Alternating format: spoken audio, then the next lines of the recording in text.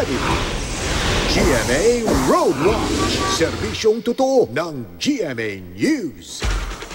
Narito na po ang lagay ng trapiko sa mga pangunahing kalsada sa Metro Manila mula sa GMA Road Watch. Ang nakikita niyo po ngayon ay live na kuha sa may EDSA Cubao. Yun pong nasa kaliwa ay mga patungo ng monumento, habang yung nasa kanan ay mga patungo naman sa Makati. Sa ngayon po ay nagkakaroon lamang ng pagbigat ng daloy ng trapiko dyan po sa may pababa sa may Cubao Underpass, at pagkatapos naman dyan ay tuloy-tuloy na yung daloy ng mga sasakyan. Bagamat sa ngayon ay volume po, mabigat yung daloy ng mga sasakyan sa mga patungo sa direksyon ng Makati at Ortigas. Yung kabilang linya naman po, yung mga galing na ng Ortigas at Makati, ay medyo mabagal din yung daloy ng mga sasakyan, bagamat yung bus lane ay medyo maluwag sa mga oras na ito. Magtungo naman po tayo sa may EDSA Guadalupe.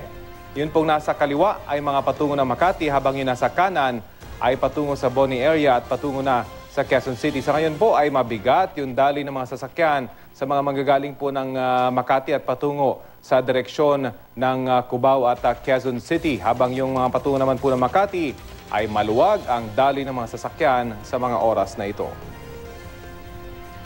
Alamin din natin ang usad ng trapiko sa tulong naman ng ating mga Wazer. Unahin na po natin ng Ross Boulevard papunta ng Naiya Road. Sa ngayon po ay kulay dark red po yung sa kanto na ng Ross Boulevard. At dito sa may Naiya Road, sa ngayon po ay mabigat yung daloy ng mga sasakyan dyan dahil lamang po sa may stoplight. Pagkalagpas naman po niyan ay wala nang naire-report na pagbibigat ng daloy ng mga sasakyan yung ating mga Wazer.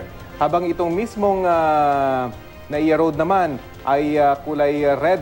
Ibig sabihin po ay mabigat din yung daloy ng mga sasakyan. Habang itong mga paikot naman ng mga galing ng Naiya Terminal 3 at paputungo ng Naiya Terminal 1 ay napakabigat ng daloy ng mga sasakyan. Nasa 5 kilometers per hour lamang po yung inire-report na average speed ng ating mga Wazer.